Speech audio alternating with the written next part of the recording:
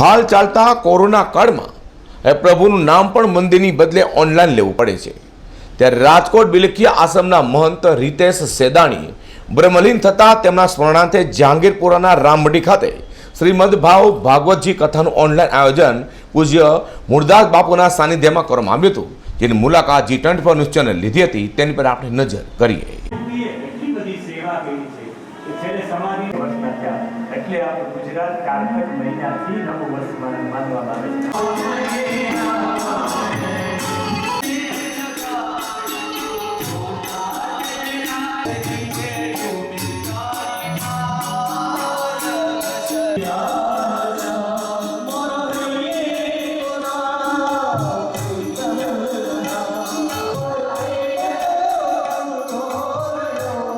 નમસ્કાર દર્શક મિત્રો, હાલ કોરોના કાળની અંદર આમ તો મોટાભાગના ધાર્મિક તહેવારો બધા ફીકા પડી જવા પામ્યા છે।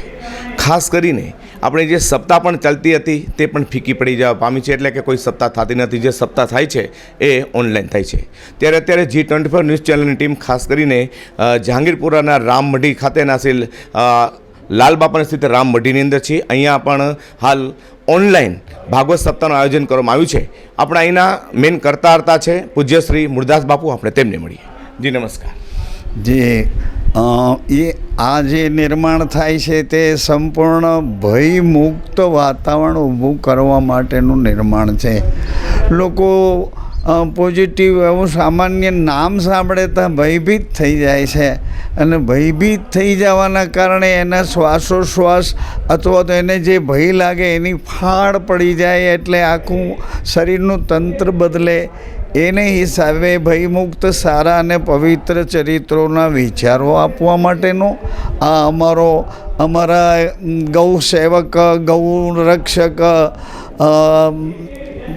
સંતની એક યાદી માટે, એની સંસ્મૃતિ માટે રામ બાલક ઉર્ફે રીતેશ કુમાર વનમાળીદાસ દેસાણી જેઓ 514 ગાયો સાચવતા હતા, અને આ કોરોનામાં એનું નિધન થયું ના હેતુ લક્ષી રહીને આ પ્રસંગ અમે નિર્માણ કર્યો છે। પરંતુ વિચારોની શુદ્ધિ માટે, ભયની મુક્તિ માટે સોશિયલ બધા ડિસ્ટન્સો સાચવીને ખાલી આપ જ્યાં છો ત્યાં આપને સારા અને પવિત્ર વિચારો દ્વારા માર્ગદર્શન મળતું રહે, અને પાછળનો અન્ય કોઈ આશય નથી।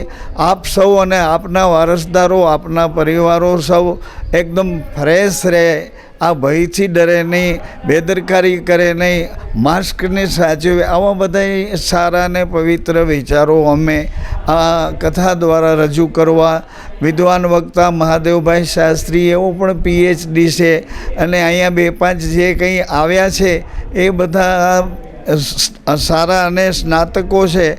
એ બધાને લક્ષ્યમાં રાખીને આપની સાથે જે અત્યારે આપ સાંભળી રહ્યા છો એ ચેનલનો પણ અમે આભાર માનીએ છીએ। આપ સૌને પણ હૃદયમાં એવું હૃદયપૂર્વક કહે છે કે જ્યાં છો ત્યાં પ્રસન્નતાથી સાંભળી અને ખૂબ કેટલા વ્યક્તિ અત્યારે નિહાળી શકતા ઓનલાઈન?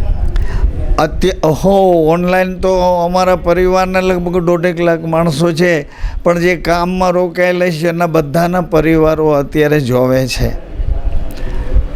મિત્રો, હમણાં જ આપણે વાત કરી હતા શ્રી રામમઢીના કરતા હતા અને પૂજ્ય સંત શ્રી મૂળદાસ બાપુ, એમને જે અત્યારે શ્રીમદ ભાગવત સપ્તાહનું જે અહીંયા રાખવામાં આવ્યું છે તેના 1.5 થી 2 લાખ લોકો જે ભક્તજનો છે પોતાના ઘરની અંદર આરામથી નિહાળી શકે તેના માટે ઓનલાઈન કથાનું પણ સુંદર મજાનું જે આયોજન કરવામાં આવ્યું છે। ખરેખર આ સમયની અંદર ઘર બેસી અને આપણે જે પ્રભુ ભજન કરીએ તો આવી રીતે જ કરી શકાય છે।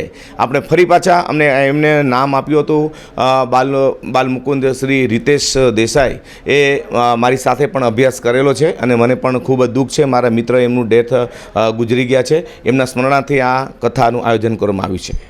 G24 ન્યૂઝ ચેનલ માટે હું પ્રકાશવાળા, કેમેરામેન વિજય મકવાણા સાથે રામમઢી, સુરત।